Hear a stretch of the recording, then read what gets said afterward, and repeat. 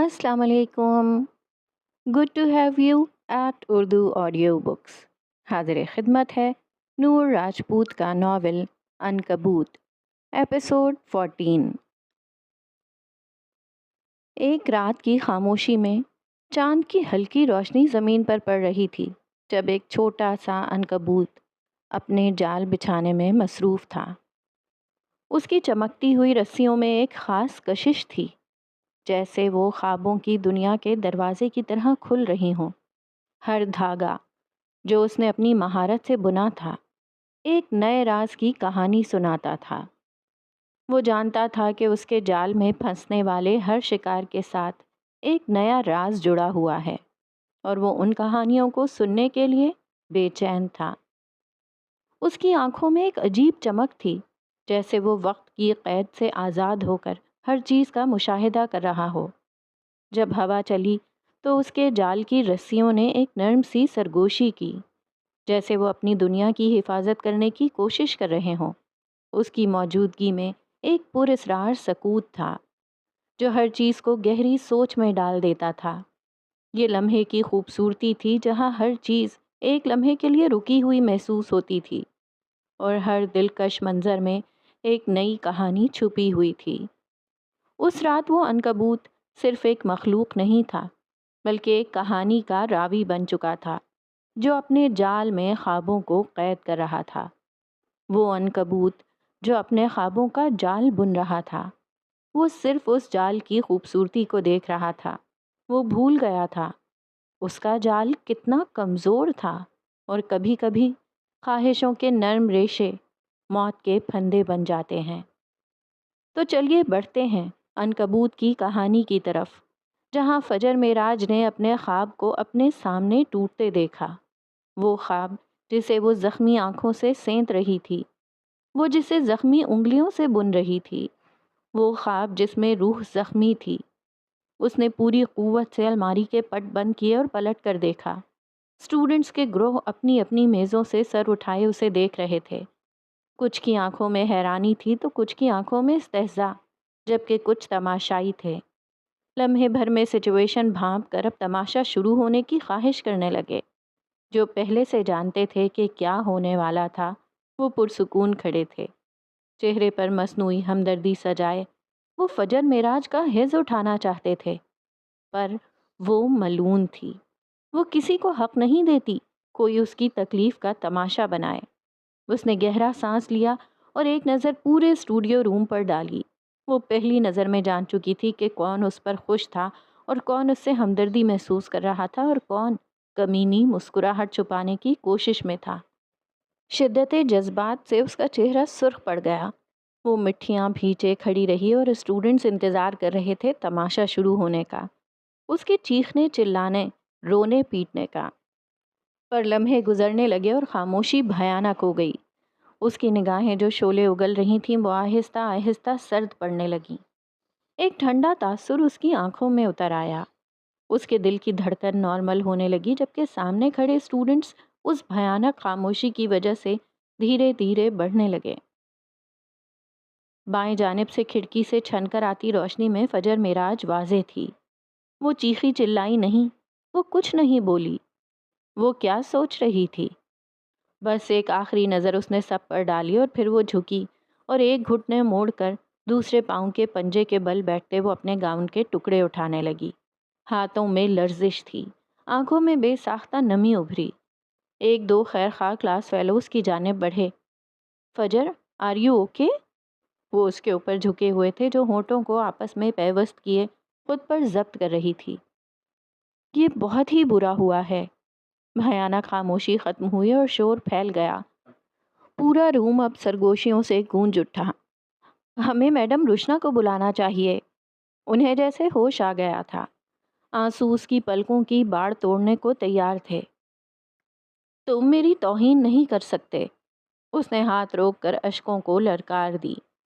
کسی برے حادثے کے بعد انسان کا دماغ کئی لمحے کام نہیں کرتا، پر فجر معراج کا دماغ اس پل تیزی سے کام کر رہا تھا. اس نے سارا سامان سمیٹا اور اٹھ کھڑی ہوئی. اس کے گرد اب ایک ہجوم تھا. کلاس فیلو کچھ کہہ رہے تھے پر اس کی سماعت بالکل بند ہو چکی تھی. صرف دماغ کام کر رہا تھا وہ اسی کی سن رہی تھی۔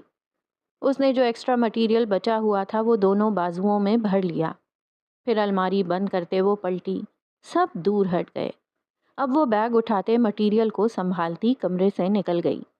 اوہ شٹ! کئی اسٹوڈنٹس نے سر پکڑ لیا۔ جو ہوا تھا برا ہوا تھا، جس نے کیا تھا غلط کیا تھا۔ اب وہ جو کرتی وہ بھلا کون سہ پاتا؟ وہ اسٹوڈیو روم سے باہر نکل آئی، سرخ چہرہ لیے وہ اب تیزی سے میڈم رشنا کے آفس کی جانب بڑھ رہی تھی۔ صفدر ابھی تک نہیں آیا تھا۔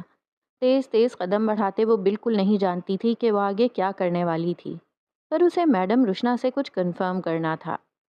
آفس کے باہر پہنچ کر اس نے ذرا سا ہاتھ بڑھا کر دروازے پر دستک دی۔ دونوں بازوؤں میں اس نے مٹیریل نہیں بلکہ یوں لگتا تھا کہ جیسے متاع حیات سمیٹ رکھی ہو، اور اگلے ہی پل وہ دروازہ کھولتے اندر داخل ہوئی۔ لیکن یہ ہوا کیسے؟ میڈم رشنا سامنے ہی اپنی کرسی پر براجمان فون پر بات کر رہی تھیں۔ فجر کو دیکھتے ہی وہ اٹھ کھڑی ہوئیں۔ فجر، یہ سب؟ وہ فون میز پر رکھتی اس کی جانب بڑھیں۔ یہ کوئی چھوٹی بات نہیں تھی، اور یہ کام اتنا آسان بھی نہیں تھا۔ پھر کس نے ہمت کی؟ مجھے آپ سے کچھ کنفرم کرنا ہے۔ ٹھنڈا ٹھار لہجہ۔ میڈم رشنا کو کچھ سمجھ میں نہ آیا کہ ہو کیا رہا تھا۔ فجر، وہ آگے بڑھ کر اسے حوصلہ دینا چاہتی تھیں، پر فجر کے تاثرات ایسے تھے کہ وہ الجھ کر رہ گئیں۔ پھر بھی انہوں نے آگے بڑھ کر اس کے کندھے پر ہاتھ رکھا۔ فجر کو لگا تھا وہ رو دے گی، وہ پھوٹ پھوٹ کر رو دے گی، پر جو اسے روتا ہوا دیکھنا چاہتے تھے ان کے سامنے نہیں۔ ہمارے پروجیکٹ پریزنٹیشن میں جو فیشن کمپنیاں انوائٹڈ ہیں، کیا ان میں چیف گیسٹ رئیس گروپ ہے؟ ملکہ ملون کی آنکھوں میں واضح تھا کہ ہاں یا نہ میں جواب دیا جاتا۔ ڈپارٹمنٹ میں ہی افواہ جنگل کی آگ کی طرح پھیل گئی تھی۔ اسٹوڈنٹ سب ٹولیاں بنائے کھڑے تھے۔ آخر آگے ہوگا کیا؟ سب یہی جاننا چاہتے تھے۔ ہاں؟ کچھ لمحوں کی خاموشی کے بعد وہ گویا ہوئی، پر سمجھ میں نہیں آیا تھا کہ فجر کو کیسے پتہ چلا، اور رئیس برانڈ کا اس سب سے کیا تعلق؟ یہ سنتے ہی ملکہ ملون کی آنکھوں میں چمک ابھری۔ وہ ہولے سے مسکرائی اور پھر پلٹ گئی۔ فجر، تم کہاں جا رہی ہو؟ پریشان سی میڈم رشنا نے فوراً پوچھا۔ وہ رکی اور پھر پلٹ کر انہیں دیکھا۔ بقا کی جنگ لڑنے، وہ پراسرار لہجے میں کہتی آفس سے باہر نکلی۔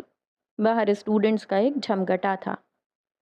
سورج پوری آب و تاب سے نکل آیا تھا اور آنکھوں کی چندھیا دینے والی روشنی بکھیر رہا تھا۔ وہ مشکل ہاتھ بڑھا کر بالوں پر جمع چشمہ آنکھوں پر لگایا۔ ہاں، شاید ایسے ہی آنسو چھپ جاتے ہیں۔ میڈم رشنا اپنے آفس سے باہر نکل آئیں۔ وہ اب تیز تیز قدم اٹھاتی فجر کو دیکھ رہی تھیں جو گیٹ کی جانب بڑھ رہی تھی۔ وہ کہاں جا رہی تھی؟ سب دیکھے گئے۔ کتابوں کا سایہ سر پر جمائے وہ اسے دیکھ رہے تھے۔ گیٹ پر پہنچ کر وہ رک گئی اور پھر پلٹ کر دیکھا۔ ملکہ ملون کی آنکھیں سب کچھ جلا کر راکھ کر دینا چاہتی تھیں۔ اس نے راہداری کے آخر میں کھڑی میڈم رشنا کو دیکھا۔ میں واپس آؤں گی، اس نے اعلان کیا تھا، پر جو گونج سنائی دے رہی تھی وہ کچھ ایسی تھی، میں تباہی لاؤں گی۔ میڈم رشنا کے تنے اعصاب ڈھیلے پڑ گئے۔ وہ گیٹ سے باہر نکل گئی۔ پیچھے بہت کچھ ہونے والا تھا۔ یونیورسٹی کی انتظامیہ جانے کیا ایکشن لینے والی تھی، اسے فرق نہیں پڑتا تھا۔ وہ اب اپنے ڈپارٹمنٹ سے نکل کر یونیورسٹی کے خارجی گیٹ کی جانب بڑھ رہی تھی۔ تیز تیز چلتے اس کے قدم شکستہ ہوئے۔ دل میں بے اختیار ہی درد اٹھا اور آنسو پلکوں کی باڑھ توڑ کر رخساروں پر بہتے چلے گئے۔ اسے اپنا آپ جلتا محسوس ہو رہا تھا۔ دہاڑے مار مار کر رونے کا دل چاہ رہا تھا۔ آخر کیوں لوگ کسی کے خواب کو پورا ہوتے نہیں دیکھ سکتے؟ دل کے ساتھ ساتھ سر میں بھی وہ درد اٹھا کہ بری طرح چکر آ گیا۔ وہ گرتے گرتے بچی، لیکن وہ چلتی رہی۔ یونیورسٹی سے باہر نکلتے ہی اس نے چاروں جانب نظر دوڑائی۔ وہ آٹو دیکھ رہی تھی، اور پھر اس کی نظریں پھسلتے پھسلتے رک گئیں، اور ساتھ ہی دل کی دھڑکن بھی۔ ٹانگیں شل ہو گئیں اور سینے سے لگا سامان گرتے گرتے بچا۔ ساتھ ہی سڑک کنارے ارسل کھڑا تھا۔ اس کی گاڑی خراب ہو گئی تھی۔ میکینک انجن پر جھکا ہوا ٹھیک کرنے کی کوشش کر رہا تھا، جبکہ وہ جھنجھلایا ہوا فون پر کسی سے بات کر رہا تھا۔ فجر کو اپنا دل ایک بار پھر کرچی کرچی ہوتے محسوس ہوا۔ زندگی کس قدر ظالم تھی نا۔ وہ پوری جان سے کانپ اٹھی۔ وہ شخص اس کی محبت تھا، مان تھا، غرور تھا۔ وہ تھا تو سب ٹھیک تھا، اور جب سے اس نے چھوڑا تھا وہ رل ہی تو گئی تھی۔ وہ تھا تو پوری دنیا اس کے ساتھ تھی، اور اب تو جیسے پوری دنیا ہی اس کے خلاف ہو گئی۔ ارسل، دل بے اختیار ہی کرلا اٹھا۔ دھیمے مزاج کا ارسل برہان بری طرح تپا ہوا لگ رہا تھا۔ فجر کو لگا جیسے وہ جم گئی ہو، کچھ دکھائی ہی نہیں دے رہا تھا، سب دھندلا ہو گیا تھا۔ ارسل، لب پھڑپھڑا گئے۔ جنہیں دل سے چاہا ہو انہیں دل سے نکالنا اتنا بھی آسان نہیں ہوتا۔ ایک آٹو اس کے سامنے آ کر رکا۔ بیٹا جانا ہے؟ ایک ادھیڑ عمر آدمی سڑک سے آدھ فٹ اونچے فٹ پاتھ پر کھڑی فجر سے پوچھ رہا تھا۔ یونیورسٹی کی دیواروں کے ساتھ لگے درخت اس پر سایہ کیے ہوئے تھے، پر جسم یوں جل رہا تھا جیسے اسے اٹھا کر تیزاب میں پھینک دیا ہو۔ بیٹا، اسے یوں بت بنے کھڑے دیکھ کر آٹو والے نے پھر سے پکارا۔ وہ جیسے ہوش میں آئی، اور تبھی ارسل نے فون بند کرتے پلٹ کر دیکھا، اور اگلے ہی لمحے وہ بھی پتھر کا ہوا۔ فجر معراج کو وہ لاکھوں کی بھیڑ میں بھی پہچان سکتا تھا۔ ہاں، بس لاکھوں کی بھیڑ میں اپنا نہیں سکتا تھا۔ وہ ساکت ہوا، ایک پل کو نظریں ٹکرائیں، اور پھر فجر نے آٹومیٹک خود کو آٹو میں بیٹھتے دیکھا۔ فجر، وہ بے ساختہ اس کی جانب بڑھا۔ انکل پلیز چلیں۔ اس نے خشک لبوں پر زبان پھیری۔ سامان چھوٹ کر آٹو کے اندر ہی گر گیا۔ جانا کہاں ہے؟ پلیز چلیں، میں بتاتی ہوں۔ وہ اب باقاعدہ کانپ رہی تھی۔ یوں لگا جیسے پورے جسم کو بخار نے اپنی لپیٹ میں لے لیا ہو۔ ہاتھ پیروں میں جان نہیں تھی۔ اس کا سامان اس کے پیروں میں پڑا تھا، اور اس نے اپنی ٹانگوں کو واضح کپ کپاتے دیکھا۔ آٹو والا اب آٹو چلاتا تیزی سے آگے بڑھا۔ فجر رکو! وہ پیچھے آیا، پر تب تک آٹو آگے بڑھ چکا تھا۔ وہ آگے نہیں بڑھا، وہ بھی نہیں رکی۔ وہ آٹو میں بیٹھی باقاعدہ جھول رہی تھی، لرزتے ہاتھوں پر قابو پانے کی کوشش کر رہی تھی۔ پھر اس نے منہ کھول کر گہرا سانس لیا، آٹو والے کو پتہ بتایا، اور چہرہ پہ ہاتھوں کے پیالے میں گرا دیا۔ زندگی کے پچھلے 3-4 مہینے آنکھوں کے سامنے گھوم گئے۔ اسے لگا تھا وہ ارسل کو بھول گئی تھی، اب اسے یاد نہیں کرتی تھی، خود کو حد درجہ مصروف کر لیا تھا۔ وہ تو سمجھ رہی تھی کہ وہ تیزی سے آگے بڑھائی تھی، پر اب سمجھ آیا تھا وہ اب تک اس غم کے جال میں لپٹی تھی، وہ جکڑی ہوئی تھی۔ ابا کے مرنے کے ہفتے بعد وہ یونیورسٹی آئی تھی۔ پھر اس نے اپنے گاؤن کا آئیڈیا دیا تھا۔ کچھ وقت انہوں نے آئیڈیا پر کام کیا، کیونکہ انہیں 1-1.5 مہینے میں پروجیکٹ تیار کرنا تھا، پر پھر شیڈیول بدل دیا گیا تھا۔ فیشن کمپنیاں ان دنوں میں میسر نہیں تھیں، چنانچہ انتظامیہ نے تھیوری کے 2 مضامین کے امتحان پہلے رکھ دیے جو کہ پروجیکٹ کے بعد ہونے تھے، اور یوں ان کا 1.5 ماہ تیاری میں گزر گیا۔ اس کے امتحان، پھر ساتھ چلتی جاب، اسے کچھ سوچنے کا موقع ہی کہاں دیتی تھی۔ امتحانوں کے بعد جب اس نے پروجیکٹ کے 3D ماڈل پر کام کرنا شروع کیا تھا، سردی مکمل طور پر ختم ہو چکی تھی۔ اپریل آ چکا تھا، اور تقریباً مہینہ لگ گیا تھا اسے ماڈل تیار کرتے، کیونکہ اسے کچھ بھی جلدی پسند نہیں آتا تھا۔ وقت ملنے کے بعد بھی ان کا پروجیکٹ سب سے پیچھے تھا، اور وجہ فجر تھی۔ وہ ہر معاملے میں پرفیکشنسٹ تھی، اسے ہر چیز پرفیکٹ چاہیے ہوتی تھی، اور اب جب 15 دن رہ گئے تھے، جب اس کے گاؤن کا مشکل حصہ مکمل ہو چکا تھا، جب خواب تعبیر کے قریب تھا، پھر اچانک یہ سب کیوں؟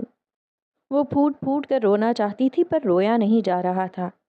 سینے کی بڑھتی جلن اسے رونے نہیں دے رہی تھی۔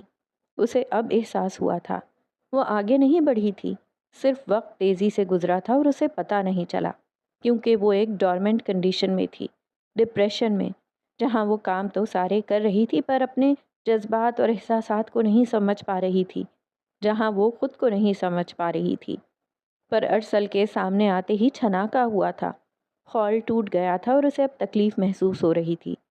باقی کا راستہ کیسے کٹا وہ کچھ نہیں جانتی تھی۔ اپنی ناقدری پر آنکھوں سے آنسو بہتے رہے، دل رو رہا تھا۔ مطلوبہ جگہ پہنچ کر آٹو والے نے آٹو روک دیا۔ وہ اسے پیسے دیتی سامان اٹھا کر آٹو سے نکل آئی۔ شدید گرمی پڑ رہی تھی، حلق خشک ہو چکا تھا۔ اسے آج پہلی بار خوف محسوس ہوا، وہ اس محلے سے کبھی نہیں نکل پائے گی۔ اس کی کوئی پہچان نہیں ہوگی، اس کا کوئی نام نہیں ہوگا، وہ بس عام سی لڑکی رہے گی۔ کل کو کسی بلقیس کا بیٹا آئے گا اور اسے بیاہ کر لے جائے گا اور وہ ساری زندگی ایک ناپسندیدہ زندگی گزار دے گی۔ گلی سے گھر کا سفر انہی خوفناک سوچوں کے زیر اثر گزرا۔ گھر کے گیٹ پر پہنچ کر اس نے زور سے دروازہ بجایا۔ چند لمحے گزر گئے، اماں نہیں آئی۔ اس نے پھر سے دروازہ بجایا۔ اس بار دروازہ کھول دیا گیا۔ چہرے پر پسینہ چمک رہا تھا۔ اماں اسے دیکھ کر چونکی ضرور پر کہا کچھ نہیں۔ اس کا سوتا چہرہ اور سرخ متورم آنکھیں اس کے رونے کی کہانی سنا رہی تھیں۔ وہ بھاری آواز میں سلام کرتی اندر داخل ہو گئی۔ برآمدے تک آئی، سامان چارپائی پر پھینک دیا، چادر اتار کر پھینکی۔ آس پاس اونچے اونچے گھر تھے۔ ان کا گھر چھوٹا اور دبا ہوا تھا، اس لیے دھوپ کم پڑتی تھی اور کمرے ٹھنڈے تھے۔ پھر اس نے بیگ اٹھاتے موبائل نکالا۔ صفدر کی کئی کالز تھیں، کئی کلاس فیلوز نے میسیجز کر رکھے تھے۔ اس نے بٹن دبا کر موبائل آف کر دیا، جھک کر جوتے اتارے اور بالوں کو اچھے سے باندھ لیا۔ کیا ہوا ہے؟ اماں نے چارپائی پر پڑے سامان کو دیکھا۔ ملکہ ملون کی جنگ کا آغاز، وہ سپاٹ لہجے میں کہتی اپنے کمرے کی جانب بڑھی۔ پنکھا چلایا، دروازہ بند کر لیا اور پھر موبائل میز پر پھینکتے خود کو بستر پر گرا دیا۔ سر میں شدید درد تھا، یوں لگ رہا تھا جیسے پھٹ جائے گا۔ دل متلا رہا تھا یوں جیسے قے آ جائے گی۔ بستر پر لیٹتے ہی آنکھیں بند کر لیں۔ اسے فرار چاہیے تھا، اپنے دماغ کو پرسکون کرنا تھا، سونا تھا تاکہ جب اٹھے تو کچھ سوچ سکے۔ کئی لمحے گزرے، لمحے منٹوں میں بدل گئے۔ کئی آنسو کنپٹی سے پھسلتے تکیے میں جذب ہونے لگے۔ وہ یوں ہی لیٹی رہی، جانے کتنے منٹ، کتنے گھنٹے آنکھیں بند کیے لیٹی رہی۔ سر درد تھوڑا کم ہوا تو سو گئی، اور سوتے ہوئے بھی اس کے چہرے سے کرب واضح تھا۔ یہ بقا کی جنگیں اتنی آسان نہیں ہوتیں۔ جہاں فجر معراج کی زندگی تیزی سے آگے بڑھ رہی تھی، وہیں ولیم کی زندگی کہیں رک سی گئی تھی۔ وقت تھا کہ آگے ہی نہیں بڑھ رہا تھا۔ 1.5 ماہ ہو گیا تھا اسے واپس آئے۔ ہاتھ پر بندھا پلستر اتر چکا تھا، البتہ گرم پٹی ابھی تک بندھی تھی۔ پچھلے 2 دنوں سے وہ کمرے میں بند تھا۔ جب سے اسے جارج کمرے میں چھوڑ کر گیا تھا وہ وہیں تھا۔ 2 دن بخار میں ہی گزرے تھے۔ ڈاکٹر اس کے معائنے کے بعد دوا دے گیا تھا۔ اس نے جاتے ہوئے نینی کو یہی بتایا تھا کہ ولیم کسی ذہنی دباؤ کے زیر اثر ہے۔ نینی اپنی طرف سے ساری دعائیں پڑھ کر پھونک رہی تھیں۔ آج سنڈے تھا اور نینی اسے چرچ لے جانا چاہتی تھی۔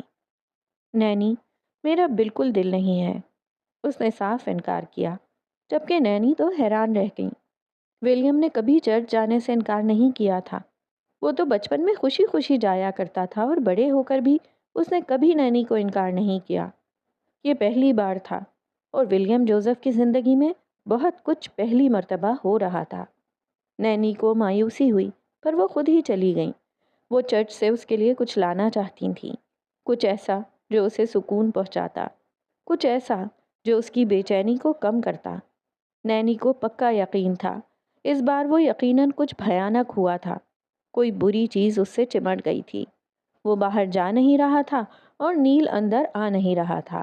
وہ پیلس کے باہر کھڑے ہو کر اسے گالیاں دے کر چلا جاتا، پر نینسی سے اتنا خوفزدہ تھا کہ اندر جانے کی ہمت نہیں تھی۔ ولیم جوزف، تم نرک میں جاؤ گے، مجھے پورا یقین ہے۔ اس وقت بھی وہ جوزف پیلس کے احاطے کے باہر کھڑا تھا۔ چمکیلی دھوپ نکلی ہوئی تھی۔ ولیم نے کھڑکی کھول کر اسے دیکھا جو جلا بھنا نیچے کھڑا تھا۔ ولیم نے اس کے بددعا دینے پر انگوٹھے اور پہلی انگلی اور شہادت کی انگلی سے یو کا نشان بنایا۔ میں وہاں راج کروں گا اور تمہیں آفس بوائے کی نوکری دوں گا۔ میری چائے پانی کا انتظام تم ہی کرو گے، اس نے چلا کر جواب دیا۔ دونوں اونچی آواز میں بات کر رہے تھے۔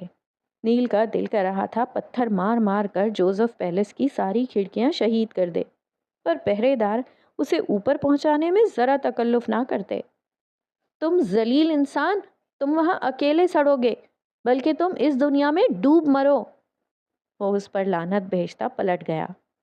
کاش جوزف پیلس پر نینسی کا سایہ نہ ہوتا تو وہ اندر بیٹھا ذائقے دار کھانا کھا رہا ہوتا، لیکن اب وہ مجبور تھا۔ وہ پلٹ گیا تو ولیم نے کھڑکی کھلی رہنے دی۔ کئی دنوں بعد نکلنے والی دھوپ جسم کو فرحت بخش رہی تھی۔ اسے اپنا موڈ اچھا ہوتا محسوس ہوا۔ ہم اکثر دھوپ سے دور بھاگتے ہیں، کہیں رنگ کالا نہ ہو جائے، کہیں اسکن خراب نہ ہو جائے، پر ہم یہ نہیں سوچتے کہ اس کی کمی جو ہمارے جسم میں خرابیاں پیدا کرتی ہے وہ زیادہ نقصان دہ ہے۔ وہ چلا گیا تو ولیم نے اپنے دونوں ہاتھوں کو دیکھا، ایک ٹوٹا ہوا اور ایک کٹا ہوا۔ سچا کیوس۔ ہاں، وہ خود ایک کیوس تھا، ڈس آرڈر تھا جس کا کوئی علاج نہیں تھا۔ ذہین اور فتین اور اونچے خواب دیکھنے والا جوزف پیٹرسن اور محنتی جارج جوزف پیٹرسن کے گھر میں رہنے والا ایک عام نفسیاتی مریض، جسے ابھی تک یہ سمجھ نہیں آیا تھا کہ اس کی زندگی میں اصل کیا تھا اور بھرم کیا تھا۔ کیا تھا اگر وہ وجیح تھا؟ اس میں اس کا اپنا کوئی کمال نہیں تھا۔ جس آمد باپ سے ملی تھی تو نئے نقش مات کے تھے، اس کے علاوہ اس میں کیا خاص تھا؟ وہ جوزف پیٹرسن کا بیٹا تھا، کسی عام گھر میں پیدا ہوتا تو اسے بقا کی جنگ لڑنی پڑتی، وہ جنگ جو اس جیسے لاکھوں کروڑوں نوجوان لڑ رہے تھے۔ ہاں، ایک کام جس کی راہ اسے نینسی نے دکھائی تھی وہ اس میں اچھا تھا۔ وہ اسے جب کرتا تھا تو پورے دل سے کرتا تھا۔ اس وقت وہ کھڑکی کے ساتھ رکھے صوفے پر بیٹھ کر لیپ ٹاپ کھول چکا تھا۔ اسے کافی میلز اور میسیجز موصول ہوئے تھے۔ انسٹاگرام پر لوگ اس سے نئے ٹور اور ویڈیو کا پوچھ رہے تھے۔ 2 ماہ سے اس نے کچھ اپلوڈ نہیں کیا تھا۔ پاکستان جانے سے لے کر اب تک کچھ بھی نہیں تھا۔ کئی پروڈکشن ہاؤس اس سے نیا کام مانگ رہے تھے۔ لیپ ٹاپ میز پر رکھتے وہ اٹھ کر الماری کی جانب بڑھا، اپنا بیگ نکال لایا جس میں اس کا کیمرہ تھا جو صد شکر بچ گیا تھا۔ اب وہ نئی ویڈیو پر کام کر رہا تھا، میوزک آف فیر ٹری۔ پاکستان میں اس نے ایوبیا کے مقام پر درختوں کے میوزک کو ریکارڈ کیا تھا۔ یہ دراصل درختوں اور پودوں کے الیکٹریکل سگنلز کو ایک مشین کے ذریعے میوزک میں کنورٹ کیا گیا تھا۔ اگر ریسرچ کی بات کریں تو اس کے مطابق پودے اور درخت آوازیں پیدا کرتے ہیں، وہ بولتے ہیں، پر ان کی یہ آواز انسان نہیں سن سکتے کیونکہ وہ الٹرا سونک ہیں۔ یہ الٹرا سونک آوازیں زیادہ تر پودے اور درخت اس صورت میں پیدا کرتے ہیں جب وہ اسٹریسڈ ہوتے ہیں، بھوکے، پیاسے یا پھر زخمی۔ ہم واپس چلتے ہیں ویڈیو کی جانب، جس میں ولیم نے 2 پراپس، یعنی کسی چیز کو سمجھنے یا جانچنے کے لیے کسی ٹول یا میتھڈ کو استعمال کرنا، اس کو خوب استعمال کیا تھا۔ ایک پراپ کو اس نے درخت کے پتے سے جوڑ دیا جبکہ دوسرے کو زمین میں درخت کی جڑوں کے قریب دفنا دیا۔ یہ پراپ اب الیکٹریکل سگنلز کو ڈیٹیکٹ کر رہے تھے جو درخت پیدا کرتا تھا، اور پھر ان سگنلز کو بیمبو ایم ڈیوائس میوزک میں بدل رہی تھی۔ نہیں، درخت میوزک پیدا نہیں کرتے، وہ الیکٹریکل سگنلز پیدا کرتے ہیں جنہیں یہ ڈیوائس میوزک میں بدلتی ہے۔ مدھر سا میوزک جو سننے میں آرکیسٹرا کی دھن جیسا تھا۔ نینسی اکثر کہتی تھی، "If you love the nature, it will show you magic." ہاں، ولیم اس معاملے میں خوش نصیب تھا کہ وہ قدرت کا یہ جادو دیکھ، سن اور محسوس کر سکتا تھا۔ ویڈیو اپنے اکاؤنٹ پر اپلوڈ کرنے کے بعد اس نے کیمرہ اٹھا کر اپنی گود میں رکھا۔ شام میں وہ نیل کے کیفے جانے والا تھا۔ یہی سوچتے ہوئے وہ اب پیک کر کے اپنی ویڈیوز اور کلکس دیکھنے لگا۔ پھر ایک جگہ اس کا انگوٹھا رک گیا۔ ولیم جوزف ساکت رہ گیا۔ چمکیلی دھوپ غائب ہوئی اور سیاہ آسمان ٹپ ٹپ برسنے لگا۔ روشنی اندھیرے میں بدل گئی۔ اس کے سامنے ہی اسکرین پر وہ اور فجر کھڑے تھے، ایک چھاتے کے نیچے، ایک دوسرے کو قبول کرنے کے بعد۔ دل زور سے دھڑکا، آنکھوں میں عجیب سی چمک اتر آئی۔ وہ اب بیک کر رہا تھا۔ بیوٹی ان وائٹ اس کی جانب چلتی آ رہی تھی۔ یہ انجانے میں ہوا تھا جب اس کے کیمرے نے کسی انسان کو یوں قید کیا تھا۔ وہ دیکھتا رہا۔ جوزف پیلس غائب ہوا اور ایڈمبرا بھی۔ وہ اب پاکستان میں تھا، بس اسٹاپ پر۔ ولیم کی آنکھوں کے سامنے منظر کسی فلم کی طرح گھوم گئے۔ کھلی پینٹ اور کاٹن کی سادہ سی شرٹ پہنے، چمکیلی دھوپ اس کی پشت سے ٹکرا کر پلٹ رہی تھی اور اس کے کتھئی بال چمک رہے تھے اور اس کی ہمرنگ آنکھیں واضح ہو گئی تھیں۔ وہ کتنی ہی دیر آگے پیچھے کر کے فجر کی اور اپنی تصویر دیکھتا رہا۔ کتنا انوکھا سا احساس تھا جو پہلے کبھی نہیں ہوا۔ دل کی ایک سرور کی کیفیت میں تھا۔ اسے اپنی تکلیف اور اپنے اندر جلتا دہکاؤ بھولنے لگا۔ وہ مرہم کا کام کر رہی تھی، اور پھر اس نے مزید پیچھے کیا تو ساکت رہ گیا۔ اسکرین پر فجر اور ارسل کھڑے تھے۔ بس اسٹاپ بھی غائب ہوا اور اس کی جگہ ریسٹورانٹ نے لے لی۔ وہ اور جنید ان کے ساتھ والے میز پر بیٹھے تھے۔ جنید نے ہی اس وقت کیمرہ آن کر کے رخ ان کی جانب کیا تھا، جبکہ ولیم انہی کی جانب متوجہ تھا، اس لیے وہ اس ویڈیو کے متعلق نہیں جان پایا۔ نہیں ارسل، وہ اس کا ہاتھ پکڑے کھڑی تھی، یوں جیسے وہ اس کی متاع حیات ہو۔ وہ چلا گیا تو سب ختم۔ ارسل پلیز، آپ مجھے چھوڑ کر نہیں جا سکتے۔ وہ زندہ رہنے کے لیے ہاتھ پاؤں مار رہی تھی۔ ولیم کو اردو نہیں آتی تھی، وہ سمجھ نہیں پایا وہ کیا بول رہی تھی، پر وہ مفہوم جانتا تھا۔ وہ اسے روک رہی تھی۔ بیوٹی ان پرپل رو رہی تھی۔ آپ مجھے لے جائیں، میں انکل کو منا لوں گی، میں وہ سب کروں گی جو وہ چاہتے ہیں۔ انا پرست لوگوں کو اگر کوئی چیز توڑ سکتی ہے تو وہ محبت ہے، اور فجر معراج کا ٹوٹنا بہت ضروری تھا۔ لوگوں کو جوتے کی نوک پر رکھنے والی لڑکی نے اپنی محبت کے لیے ارسل کے پاؤں تک پکڑے تھے۔ وہ رو رہی تھی۔ ولیم جوزف کے دل کو کسی نے مٹھی میں بھینچ دیا۔ وہ گھٹنوں میں سر دیے رو رہی تھی اور ولیم سانس نہیں لے پایا۔ ویڈیو ختم ہوئی، پھر سے چلی۔ وہ بت بنے دیکھتا رہا۔ کچھ دیر پہلے وہ پرسکون تھا۔ وہ زخموں پر مرہم رکھتی محسوس ہوئی تھی، پر اس ویڈیو نے اس کے زخموں پر تیزاب چھڑک دیا تھا۔ بھلا ڈائنیں مرہم کا کام کب سے کرنے لگیں؟ وہ بس جلتی پر تیل چھڑکتی ہیں، اور ولیم جوزف اندیکھی آگ میں جلنے لگا تھا۔ وہ کہاں تھا؟ وہ تو وہاں سے چلا گیا تھا، پر اس نے خود کو خلاؤں میں بھٹکتے پایا، جہاں ہر چیز خلا میں تیر رہی ہوتی ہے، جہاں کچھ بھی ہاتھ نہیں آتا۔ اچانک دروازے پر ابھرنے والی ٹک ٹک کی آواز پر وہ جیسے ہوش میں آیا۔ جوزف پیلس وارد ہوا اور چمکیلی دھوپ لوٹ آئی۔ وہ اپنے کمرے میں تھا۔ دروازے پر ملازمہ کھڑی تھی۔ لنچ تیار ہے، وہ اسے آگاہ کرتی پلٹ گئی۔ وہ یوں ہی کیمرہ ہاتھ میں لیے بیٹھا رہ گیا۔ پھر وہ جھٹکے سے اٹھا اور کیمرہ پھینکنے کے انداز میں میز پر گراتا کمرے سے باہر نکل گیا۔ انداز میں جھلاہٹ تھی، جبکہ جبڑے بھینچے ہوئے تھے۔ اسے دور جانا تھا، بہت دور، پر کانوں میں گونجتی فجر کی سسکیاں اس کا حشر نشر کیے جا رہی تھیں۔ اب کیا ہوگا؟ کیا ولیم جوزف کے لیے زمین تنگ کر دی جائے گی؟ رئیس کے ہیڈ آفس میں اس وقت معمول کی گہما گہمی تھی۔ کسی فلور پر جولری کا شوٹ چل رہا تھا تو کسی فلور پر ڈیزائنر مختلف ڈیزائنوں سے سر کھپا رہے تھے، تو کہیں میٹنگز چل رہی تھیں۔ اگر ہم اوپری منزل پر آئیں تو یہ پورا فلور رئیس کے لیے منتخب تھا۔ آدھے پر اس کا آفس پھیلا تھا۔ اسموکی ٹاپ دیواروں والا یہ آفس اس کے ذوق کا منہ بولتا ثبوت تھا۔ قیمتی اور سادہ فرنیچر، جس کی دو جانب گلاس والز تھیں۔ دائیں جانب کی دیوار کے ساتھ رکھا بڑا سا میز اور اس کے پیچھے رکھی پاور چیئر۔ بائیں جانب کی دیوار کے ساتھ رکھے آف وائٹ صوفے اور ان کے درمیان چمچماتا میز۔ شمالی دیوار میں نصب بڑی سی بک شیلف اور ہزاروں کتابیں۔ جنوبی دیوار کے ساتھ رکھے بے پناہ قیمتی مجسمے اور بڑا سا شیشے کا باکس، جس میں رکھا وہ ملکہ ملعون کا تاج جو چم چم کرتا تھا۔ مکمل سیاہ رنگ کا یہ تاج، جس میں سیاہ ہی ہیرے جڑے تھے، دیکھنے والوں کو خیرہ کر دیتا تھا۔ اس کے ساتھ ہی ایک اونچا میز تھا جس پر طرح طرح کی مشینیں نصب تھیں اور ہاتھ میں پکڑنے والے چھوٹے بڑے اوزار رکھے تھے۔ تاج ابھی نامکمل تھا۔ اس کے مالک نے اسے جانے کب سے ادھورا چھوڑ رکھا تھا۔ اور اس کے ساتھ ہی دیوار میں لفٹ نصب تھی۔ لفٹ کا دروازہ اندر کھلتا تھا اور دوسرا دروازہ باہر چھت کی جانب کھلتا تھا، جہاں سوئمنگ پول تھا، اور اس کے ساتھ ہی ایک حسین شام بتانے کے لیے خوبصورت سی سٹنگ تھی۔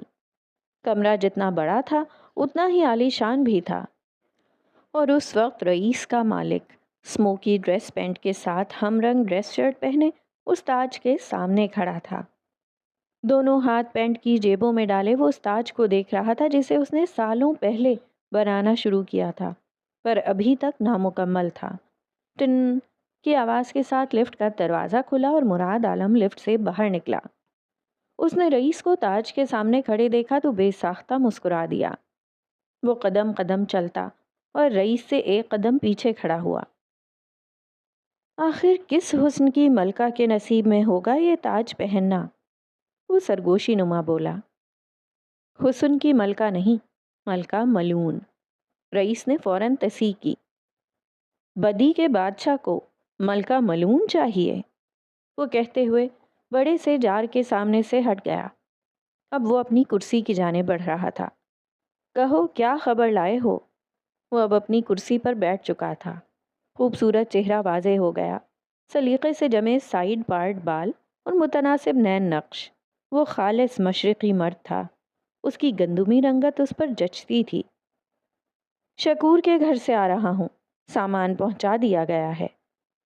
شکور اور اس کے بیٹے کی موت کو 1.5 سال گزر چکا تھا، اور موت کا الزام شکور کے بیٹے کے دوست پر آیا تھا، کیونکہ ایک ریسٹورانٹ کے کیمرے میں وہ شکور کے بیٹے کو ڈھیروں پیسے دیتے ریکارڈ ہو گیا تھا۔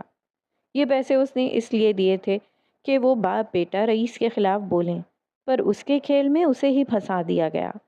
پچھلے 1.5 سال سے رئیس نے شکور کے گھر کی ذمہ داری اٹھا رکھی تھی۔ ہر 6 مہینے وہ شکور کی بیوی کو اتنا دے آتے تھے کہ ماں بیٹی کا پورا سال آرام سے گزر جاتا۔ وہ انہیں دعائیں دیتی نہیں تھکتی تھیں۔ پھر وہ کرسی کی پشت سے ٹیک لگائے بیٹھا تھا اور کرسی آگے پیچھے جھول رہی تھی۔ مراد اس کے سامنے آ بیٹھا۔ شکور کی بیٹی جوان ہے اور وہ رئیس میں جاب کرنا چاہتی ہے۔ اس نے داڑھی کھجاتے اطلاع دی۔ تو اسے رکھو جاب پر، مسئلہ کیا ہے؟ وہ اب ہمیں سکیڑے مراد کو دیکھنے لگا۔ فیشن کا کچھ نہیں پتا اسے، اور مراد کسی صورت بغیر ٹیلنٹ کے لوگوں کو رئیس میں نہیں رکھ سکتا تھا۔ تو HR میں بھیج دو، بلکہ کسٹمر سپورٹ میں۔ رئیس میں اس کے لیے کہیں جگہ نہیں ہے کیا؟ اس بار وہ کوفت سے بولا، جبکہ مراد اسے خاموشی سے دیکھے گیا۔ وہ رئیس تھا جو پہلے جان لیتا تھا پھر کرامات کرتا تھا، اور اسے سمجھنا ناممکنات میں سے ایک تھا۔ میں چاہتا ہوں وہ رئیس سے دور رہے۔ مراد غیر آرام دہ محسوس کر رہا تھا۔ وہ نہیں چاہتا تھا کہ شکور کی بیٹی رئیس میں آئے۔ ڈونٹ وری، تم اسے کام دے دو، اس نے عام سے لہجے میں جیسے حکم دیا۔ وہ جانتا تھا رئیس گروپ کے ہر برانڈ میں، ہر بزنس میں کام کرنے والے ہزاروں ملازم کیا اسی کے وفادار تھے؟ کئی ہزاروں کو فرق ہی نہیں پڑتا تھا رئیس کون تھا، انہیں اپنے پیسوں سے مطلب تھا۔ کئی دوسروں کی وفاداری پر یہاں کام کر رہے تھے تاکہ خبر رکھ سکیں، اور کئی رئیس برانڈ سے متاثر تھے، ان میں شاید گنتی کے ہی اسے عزیز رکھتے تھے۔ ہاں، پر رئیس تک پہنچنا اتنا آسان نہیں تھا۔ اس کے اس آفس میں آج تک عروزہ جمال اور چند قریبی دوستوں کے علاوہ کوئی عورت نہیں آئی تھی۔ ہاں، پر یہ الگ بات تھی کہ لڑکیوں کو دھڑا دھڑ کامنٹس کے رپلائی مل جاتے تھے۔ کتے کے سر پر ایک بار تاج سجا دو تو گلے میں پٹا ڈالنا مشکل ہو جاتا ہے۔ مراد عالم اس کے فیصلے سے خوش نہیں تھا۔ رئیس اورنگزیب کو کتوں کو پالنے اور ان کے گلے میں پٹا ڈالنا بخوبی آتا ہے۔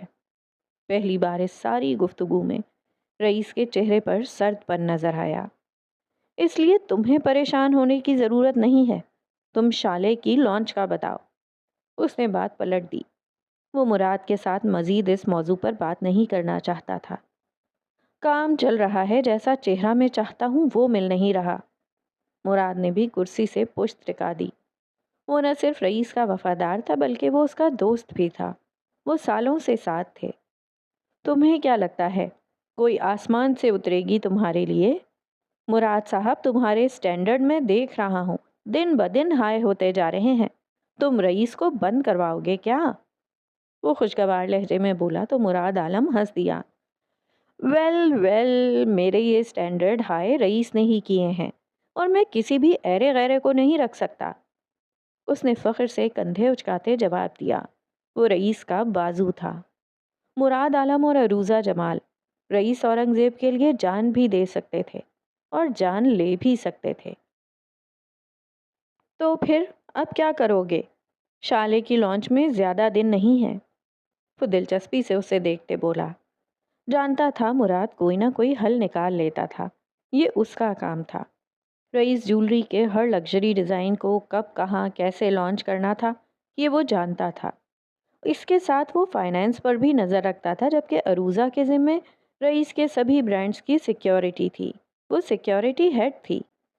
شالے کی لانچ دنیا یاد رکھے گی، بس وہ چہرہ۔ تمہارے پاس ہر رنگ اور نسل کی ماڈلز ہیں، سینکڑوں کی تعداد میں، پھر کیسا چہرہ چاہیے؟ جھولتی کرسی ایک دم رکی۔ وہ میز پر ہاتھ رکھتے اس کی جانب جھکا۔ آنکھوں میں الجھن واضح تھی۔ مراد نے ایک نظر رئیس کو دیکھا اور وہ بھی اس کے انداز میں میز پر ہاتھ رکھتا آگے جھکا اور پھر سرگوشی نما پراسرار انداز میں بولا، ویسا ہی جیسا ملکہ ملون کا ہوگا، وہ جس کے سر پر تم اپنے ہاتھوں سے بنایا یہ تاج سجاؤ گے۔ دونوں ایک دوسرے کی آنکھوں میں جھانک رہے تھے۔ لمحے بھر کی خاموشی کے بعد رئیس کا ابھرنے والا قہقہا تیز ساختہ تھا۔ وہ کرسی پر جھول گیا۔ وہ کتنی ہی دیر ہنستا رہا۔ آنکھوں میں نمی ابھر آئی۔ تمہیں لگتا ہے ملکہ ملون وجود رکھتی ہے؟ انداز ہز اٹھانے والا تھا۔ مراد برا منہ بناتے پیچھے ہو بیٹھا۔ اور کیا پتا یہ تاج کسی ملون کے نہیں بلکہ کسی پری کے حصے میں آ جاتا، کسے پتا؟ تو پھر یہ تاج میرے سر پر سجانا ہے یا عروضہ جمال کے؟ وہ خفگی سے بڑبڑایا جبکہ رئیس مشکل سے ہنسی ضبط کرتے گویا ہوا۔ عروضہ سر پر تاج نہیں مہنگا اسلحہ سجانا پسند کرے گی۔ ہاں کہہ تو وہ ٹھیک ہی رہا تھا۔ سیکیورٹی اور اسلحے کے معاملے میں وہ کمپرومائز نہیں کرتی تھی۔ اس سے پہلے مراد کوئی جواب دیتا، ٹن کی آواز ابھری اور لفٹ کا دروازہ کھلتے ہی 5 فٹ 9 انچ کی اونچی لمبی عروضہ یونیفارم پہنے ہوئے تھی، سیاہ پینٹ اور سفید ڈریس شرٹ پہنے ہوئے، کانوں میں ایئر پوڈ لگا تھا جبکہ کالر سے مائک جڑا تھا، بال جیسے تیل لگا کر جوڑے میں باندھے گئے تھے۔ Think the devil and the devil is here, Murad نے اسے دیکھتے ہی کہا اور اکثر ایک دوسرے کی ٹانگ کھینچتے رہتے تھے۔ ڈیول نہیں ڈیمن ہوں میں۔ وہ پورے آفس کا دورہ کرائی تھی، ہر ہوٹل، ہر آؤٹ لیٹ اور یہاں تک کہ فیکٹریوں کی سیکیورٹی کی معلومات رکھنا اس کا کام تھا۔ اس کی ٹیم میں بھی اس جیسے ہی لوگ تھے، مار دھاڑ والے، چوکنے اور مضبوط۔ ایک ہی بات ہے، مراد نے ناک سے مکھی اڑائی، ڈیول صرف ڈراتے ہیں اور ڈیمنز چیر پھاڑ کر کھا جاتے ہیں۔ خیر، میں نے سنا ہے کہ 2 بیویاں رکھنے والا وائرس ابھی تک ایک ماڈل بھی نہیں ڈھونڈ پایا۔ اس نے آتے ہی مراد کی کرسی گھمائی اور اس کے دونوں بازوؤں پر ہاتھ رکھ کر اس پر جھکتے ہوئے سرگوشی کی۔ لہجے میں پھنکار سی تھی۔ چہرہ مراد عالم کے چہرے کے اتنا قریب تھا کہ مراد اس کی سانسیں اپنے چہرے پر محسوس کر سکتا تھا۔ اس کی سٹی گم ہوئی۔ رئیس کی آنکھوں میں ستائش ابھری۔ عروضہ جمال کا یہی روپ تھا جو بدی کے بادشاہ کو پسند تھا۔ اس کا ڈیمن ہونا اسے باقیوں سے الگ بناتا تھا۔ ماڈل ڈھونڈنا تمہاری جیسی بندہ مارنے والی عورت ڈھونڈنے سے زیادہ مشکل ہے۔ خشک لبوں پر زبان پھیرتے وہ عروضہ کی آنکھوں میں دیکھتے بولا، بلی کو چھینچڑوں کے خواب۔ وہ مسکرا کر کہتی جھٹکے سے سیدھی ہوئی۔ مراد عالم اپنی کرسی پر جھول کر رہ گیا۔ ایوری تھنگ از پرفیکٹ، وہ کہتے ہوئے ساتھ والی کرسی پر بیٹھ گئی۔ مراد نے رئیس کو دیکھا تو اس نے کندھے اچکا دیے۔ ایسی بھی بات نہیں ہے، مجھے ایک لڑکی پسند آئی تھی پر اسے غرور زیادہ ہے۔ اسے فرجر معراج پر غصہ آیا۔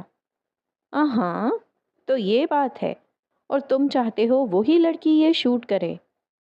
رئیس اب اس کی الجھن سمجھ چکا تھا۔ مراد کا دماغ جہاں اٹک جاتا تھا وہاں سے ہلنا ناممکن تھا۔ ہاں، اور انکار کے باوجود اسے کرنا پڑے گا۔ وہ اڑ گیا تھا۔ فائنلی کسی نے تو مراد عالم کو انکار کیا، عروضہ استہزائیہ بولی، چہرے پر تپانے والی مسکراہٹ واضح تھی۔ اس نے مراد عالم کو نہیں، رئیس کو انکار کیا ہے۔ ارے پھر تو ایسی لڑکی سے ضرور ملنا چاہیے، رئیس مسکرا کر بولا۔ مقصد اس کا بھی مراد کو تپانا ہی تھا۔ نام کیا ہے؟ لہجہ عام سا تھا، نہ کوئی تجسس نہ کوئی غصہ۔ وہ انا پرست نہیں تھا، لوگوں کا انکار اسے سمجھ آتا تھا۔ وہ بس جاننا چاہتا تھا کہ آخر مراد کی سوئی کس پر اٹکی تھی۔ فجر معراج، مراد فوراً بولا۔ فیشن کی دنیا میں قدم رکھنا چاہتی ہے اور رئیس گروپ کو انکار کر رہی ہے، بڑی ہی بے وقوف لڑکی ہے۔ وہ اپنی دھن میں بولے گیا۔ عروضہ اسے دیکھ رہی تھی جبکہ رئیس کے چہرے پر کسی نے غور نہیں کیا۔ اس کے چہرے پر کچھ عجیب سے تاثرات تھے، سمجھ میں نہ آنے والے۔ وہ مسکرا رہا تھا۔ خیر، تم یہ ضد چھوڑو اور کوئی طریقہ ڈھونڈو، بنا ماڈل کے لانچ کا سوچو۔ ضروری نہیں ہمارا ہر زیور ماڈل ہی پہنے، ہم کچھ الگ کر سکتے ہیں۔ اس نے صلاح پیش کی جو مراد کو ذرا پسند نہیں آئی۔ ایسا نہیں ہوگا، ماڈل تو میں ڈھونڈ ہی لوں گا، وہ بھی اپنے نام کا ایک تھا۔ یہ کام تمہیں ہمارے واپس آنے تک کرنا ہوگا، ہم لوگ کل نکل رہے ہیں۔ رئیس نے اسے یاد دہانی کروائی۔ پیرس میں 3 ماہ بعد فیشن شو ہو رہا تھا، بلکہ آرٹ شو کہنا بہتر ہوگا۔ فیشن کے نام پر لوگ اپنے شاہکاروں کی نمائش کرنے والے تھے اور اس شو کے اسپانسرز میں ایک بڑا نام رئیس گروپ کا بھی تھا۔ اسی کی آفیشیل میٹنگ کے لیے وہ اور عروضہ کل پیرس کے لیے نکل رہے تھے، اور 1 ہفتے بعد ان کی واپسی تھی، اور مراد عالم کے پاس 1 ہفتے کا وقت تھا، اور فی الحال مراد عالم کے لیے یہ بھی کافی تھا۔ صفدر ہکا بکا سا مینجمنٹ کے آفس میں کھڑا تھا۔ یونیورسٹی آتے ہی جو خبر اسے ملی تھی وہ اس کو دماغ گھمانے کے لیے کافی تھی، اور یونیورسٹی والوں کے لیے بھی یہ خبر چھوٹی نہیں تھی۔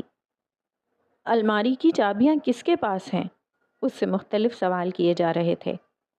ایک میرے پاس اور ایک فجر کے پاس، اس نے سہولت سے جواب دیا۔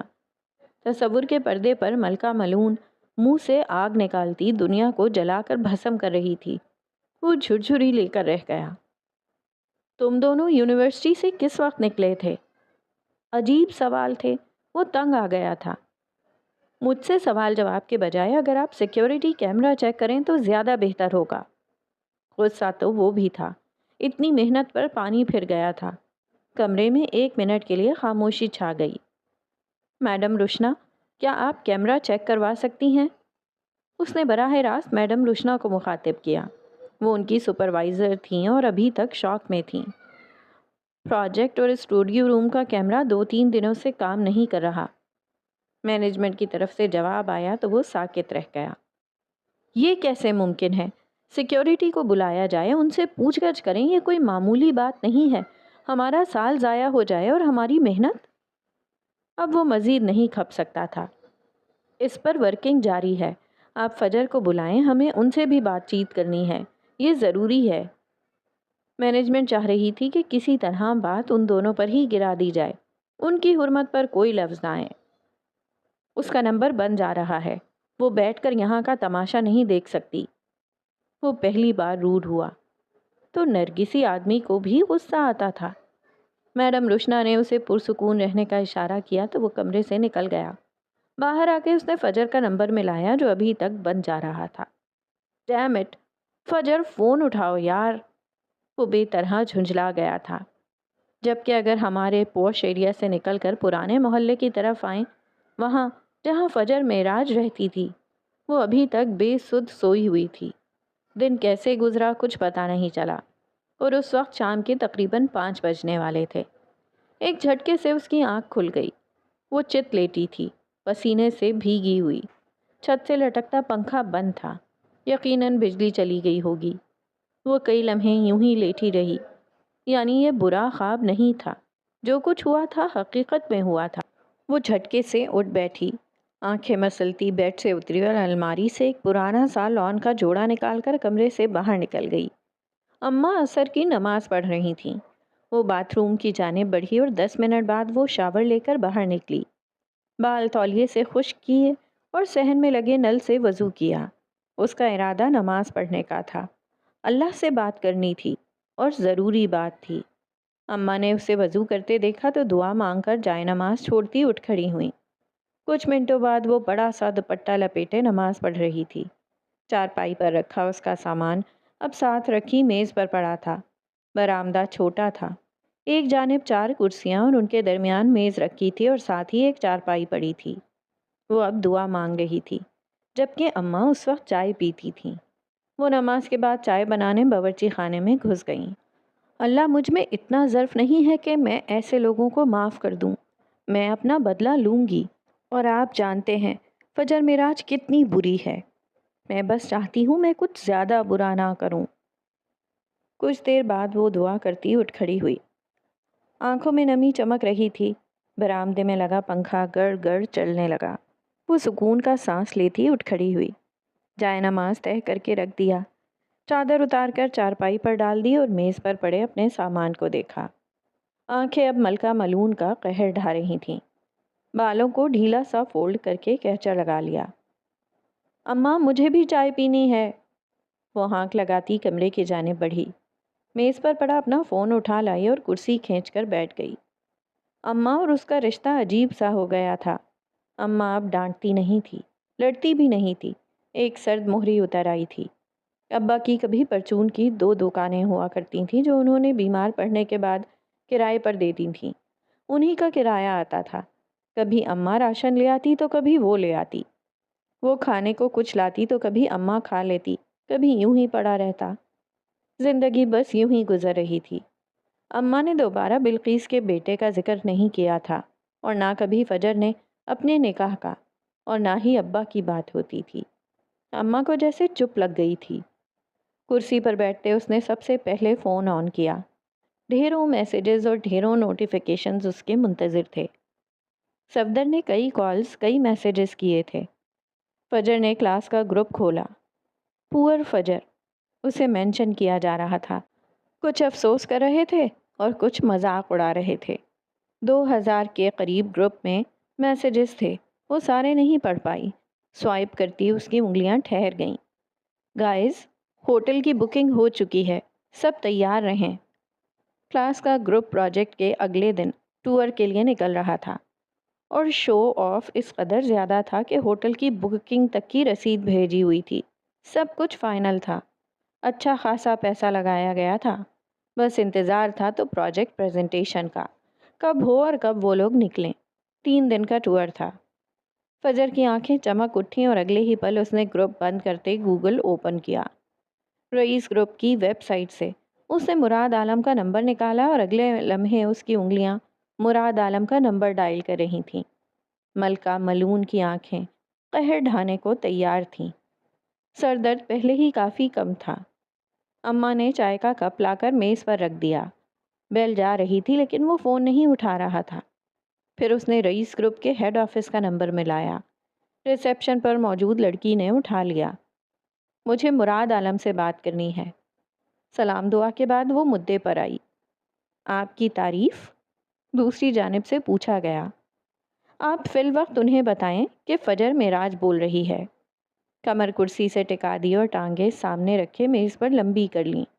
اس کی تعریف کے لیے اس کا نام ہی کافی تھا۔ اوکے میم، آپ ویٹ کیجیے گا۔ فون ہولڈ پر ہو گیا۔ اس دوران اسے صفدر کی کالز آنے لگیں۔ فجر نے دوسرے ہاتھ سے چائے کا کپ اٹھا لیا۔ چائے ابھی گرم تھی۔ ایک گھونٹ لینے کے بعد اس نے کپ واپس رکھ دیا۔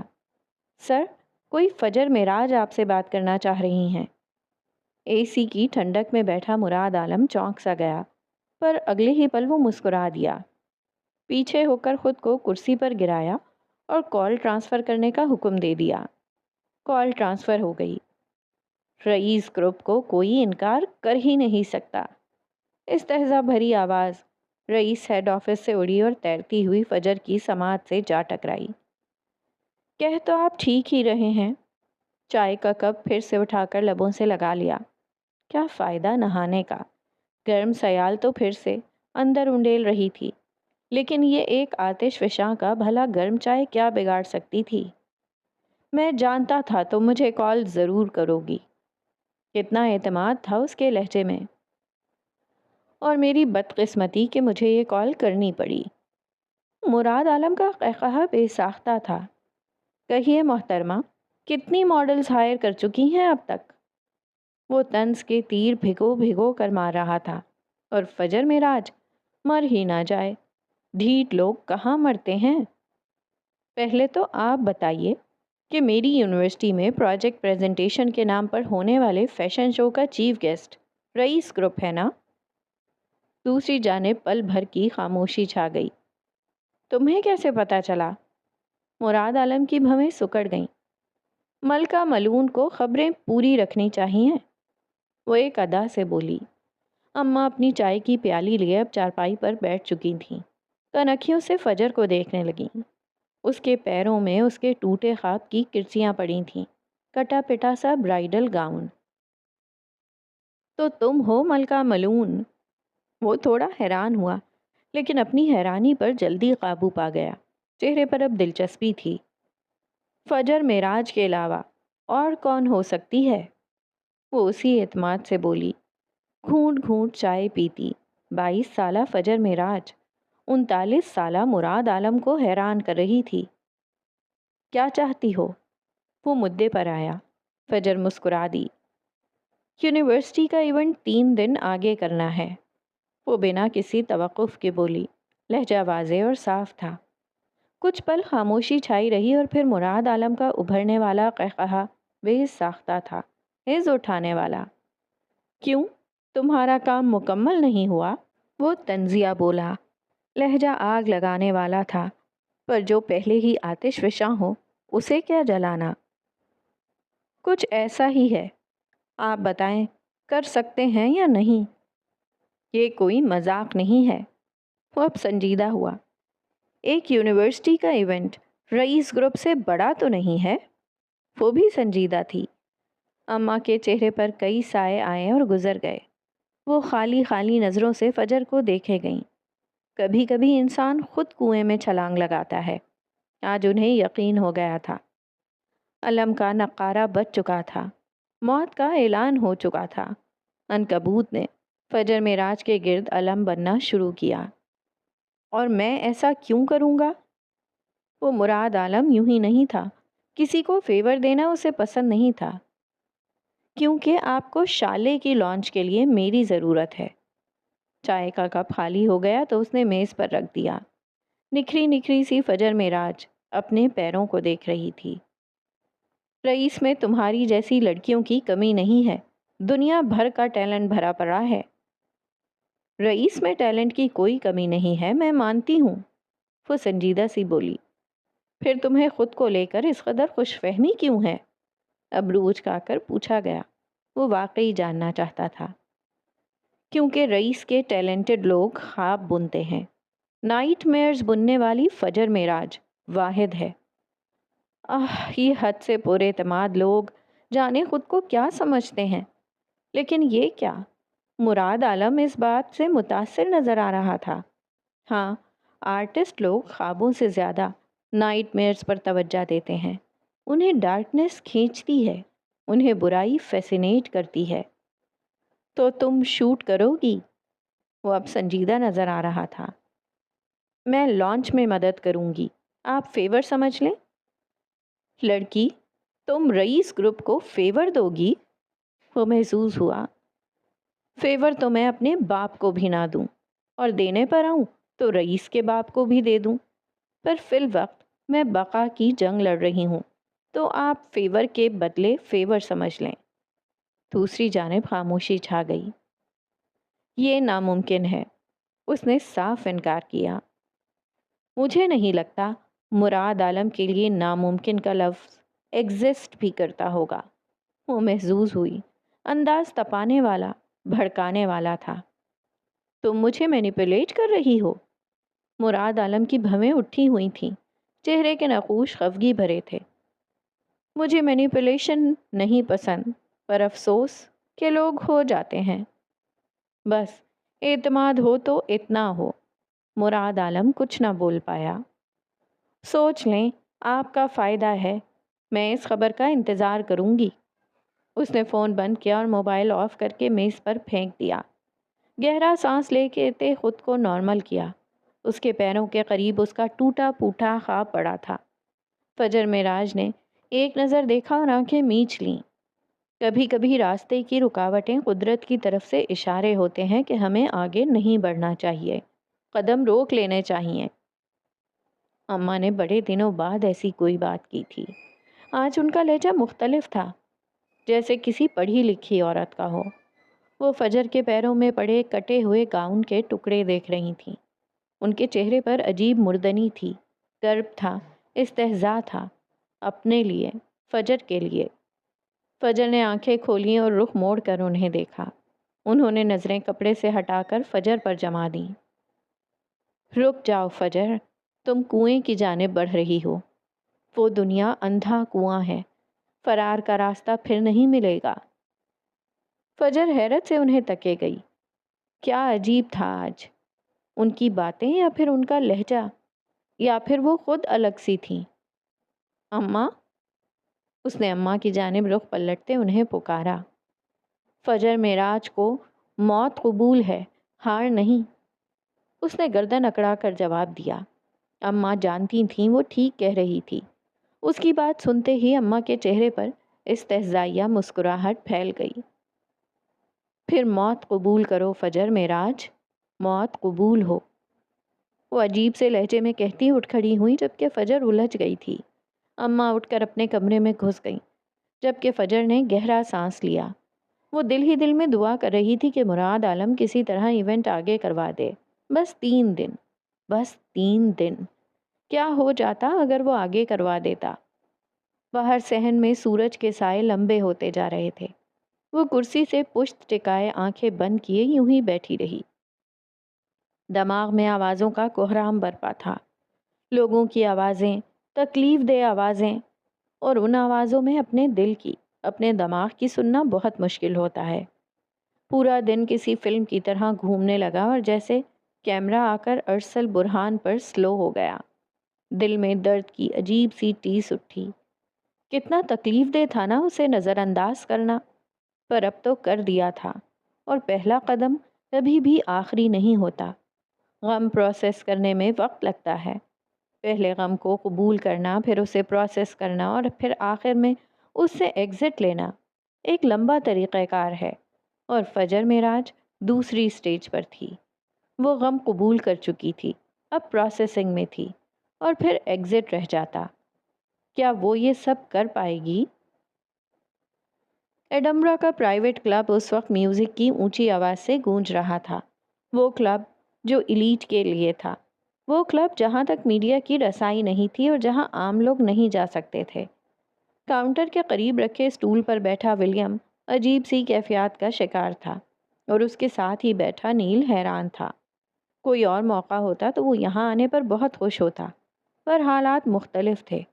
وہ ولیم کے ساتھ پہلی بار کسی ایسے کلب میں آیا تھا، وہ بھی اس کی ضد پر، کیونکہ وہ ٹھیک نہیں تھا۔ وہ کیوں ٹھیک نہیں تھا؟ آخر اسے کیا ہو گیا تھا؟ One more please. اس نے انگلیوں میں پکڑے چھوٹے سے گلاس کو کاؤنٹر پر رکھا، اور کاؤنٹر کے پیچھے کھڑے لڑکے نے اسے وسکی سے بھر دیا۔ وہ پہلی بار ڈرنک کر رہا تھا۔ ولیم بس کرو، نیل نے اس کا ہاتھ پکڑا۔ چھوڑو مجھے، اس نے نیل کا ہاتھ جھٹک دیا۔ انداز میں جھنجھلاہٹ تھی۔ نیلی، لال اور نہ جانے کتنے رنگوں کی روشنیاں ان کا وجود نمایاں کرنے کی کوشش کر رہی تھیں۔ بجتے گلاس، تھر تھراتے وجود اور چیختے چلاتے جوان، سب خوش تھے، سب مگن تھے۔ نیل کو اندازہ نہیں تھا وہ یوں ڈرنک کرے گا۔ وہ تو صرف یہ سوچ کر اسے لے آیا تھا کہ شاید اس کا ذہن بھٹک جائے۔ نینی نے اس کی ایسی تربیت نہیں کی تھی، اور نہ نیل کی کمپنی ایسی تھی۔ وہ تو کیمپنگ ٹائپ لڑکے تھے، پر ایسا کیا ہوا تھا جو ولیم کو اس حد تک آنا پڑا؟ ولیم اٹھو، ہمیں گھر جانا ہے۔ نیل اپنے سٹول سے اتر کر اسے اٹھانے کی کوشش کرنے لگا، جبکہ ولیم کو شاید ہی زندگی میں کبھی اتنا سر درد محسوس ہوا ہو جتنا ابھی ہو رہا تھا۔ پوری دنیا اسے گھومتی محسوس ہو رہی تھی۔ آنکھیں پانی سے بھری ہوئی تھیں۔ اس نے آنکھیں کھول کر دیکھنا چاہا تو تیز نیلی اور لال روشنیوں کے علاوہ کچھ نظر نہیں آیا۔ وہ کئی لمحے یوں ہی نیل کو دیکھے گیا، اور پھر اس کی آنکھیں حیرت سے کھل گئیں۔ نیل کے عین پیچھے ملکہ ملون سینے پر دونوں بازو باندھے کھڑی تھی۔ آنکھوں سے شرارے پھوٹ رہے تھے، جبکہ چہرے پر استہزاء تھا۔ بس یہی اوقات ہے تمہاری؟ وہ ناگن کی طرح پھنکاری۔ اس کا انداز ایسا تھا کہ ولیم جل بھن کر راکھ ہوا۔ نشہ جیسے اڑن چھو ہوا۔ میوزک ساکت اور کلب غائب ہو گیا۔ ولیم! نیل اسے پکار رہا تھا، پر وہ آواز ولیم کی سماعت تک نہیں پہنچ پائی۔ وہ سفید رنگ میں ملبوس فجر کو دیکھ رہا تھا، جس کی آنکھیں سرخ تھیں اور کپڑے کیچڑ سے بھرے تھے۔ بس یہی کر سکتے ہو تم ولیم جوزف، بزدل انسان! وہ اب اس کا مذاق اڑا رہی تھی، وہ اس پر ہنس رہی تھی، وہ قہقہے لگا رہی تھی۔ تم! وہ جھٹکے سے اٹھ کھڑا ہوا۔ وجود لرز رہا تھا، کپ کپا رہا تھا۔ اندر ایسی آگ لگی تھی جو شاید ہی بجھ پاتی۔ تم دفع ہو جاؤ یہاں سے! آخر تم میرا پیچھا کیوں نہیں چھوڑ دیتی ہو؟ وہ پوری قوت سے چلایا۔ گردن کی نسیں تک ابھر آئیں، آنکھیں لبالب بھرنے لگیں۔ وہ اپنے پیروں پر کھڑا نہیں ہو پا رہا تھا اس سے پہلے کہ گر جاتا۔ نیل نے اسے تھام لیا۔ تم ایک بزدل انسان ہو ولیم جوزف، تم بزدل ہو، تم کسی کو بھی نہیں بچا پائے۔ وہ بھی حلق کے بل چلائی۔ میں بزدل نہیں ہوں، گیٹ آؤٹ۔ اس نے کاؤنٹر پر رکھا گلاس اٹھا کر اس ہیولے نما فجر کو دے مارا۔ وہ ہنستے ہنستے دھواں بن کر فضا میں بکھر گئی تھی۔ کانچ دیوار سے لگنے اور پھر ٹوٹنے کی آواز میوزک کے شور میں کہیں دب کر رہ گئی۔ ولیم، ہوش میں آؤ۔ نیل نے اسے کندھوں سے پکڑ کر جھنجھوڑ ڈالا۔ پاگل ہو گئے ہو تم، یہ کیا کر رہے ہو؟ وہ اسے جھنجھوڑتے ہوئے ہوش میں لانے کی پوری کوشش کر رہا تھا۔ ولیم نے چونک کر خالی خالی نگاہوں سے اسے دیکھا۔ چلو یہاں سے۔ وہ اسے کھینچتے ہوئے بھیڑ سے راستہ بناتے کلب سے باہر نکلنا چاہتا تھا، جبکہ ولیم اب آنکھیں پھاڑ پھاڑ کر چاروں جانب دیکھ رہا تھا۔ باہر نکلتے ہی نیل نے اسے ایک زوردار جھٹکا دیا۔ دماغ خراب ہو گیا ہے تمہارا؟ خالی نم رات ٹپ ٹپ کر رہی تھی۔ آسمان بادلوں سے ڈھکا ہوا تھا اور رم جھم برس رہی تھی۔ اونچی اونچی عمارتوں کے بیچ بنا یہ کلب باہری دنیا سے الگ تھا۔ اس سے پہلے نیل مزید کچھ کہتا ولیم کو اپنے اندر ایک ابال اٹھتا محسوس ہوا اور اگلے ہی پل وہ جھکتے ہوئے قے کر رہا تھا۔ سر درد سے پھٹنے لگا۔ یوں لگا جیسے پوری دنیا گھوم گئی ہو۔ وہ اب بری طرح کھانس رہا تھا۔ جو سیال اندر گیا تھا وہ اب باہر نکل رہا تھا۔ نیل نے آگے بڑھ کر اس کی کمر مس لی۔ کہ تم اپنے ساتھ کیا کر رہے ہو ولیم؟ اسے واقعی افسوس ہوا۔ یہ وہ ولیم جوزف نہیں تھا جسے نیل جانتا تھا۔ ولیم نے سیدھے ہوتے بازو سے منہ پوچھا۔ آنکھوں سے ٹپ ٹپ پانی بہہ رہا تھا۔ ٹھنڈی ہوا ہڈیوں میں گھستی جا رہی تھی۔ I hate her, I hate her، وہ بے بسی سے کہتا نیل کے کندھے پر ڈھہ گیا۔ اسے فجر معراج سے نفرت ہو رہی تھی۔ یہ سب اس کی وجہ سے ہو رہا تھا۔ نہ وہ اس کی زندگی میں آتی، نہ یہ سب ہوتا۔ نیل تو پل بھر کے لیے ساکت رہ گیا۔ نینسی کے جانے کے بعد بھی اس کی اتنی بری حالت نہیں ہوئی تھی۔ ہاں، اس نے ٹھیک ہی کہا تھا۔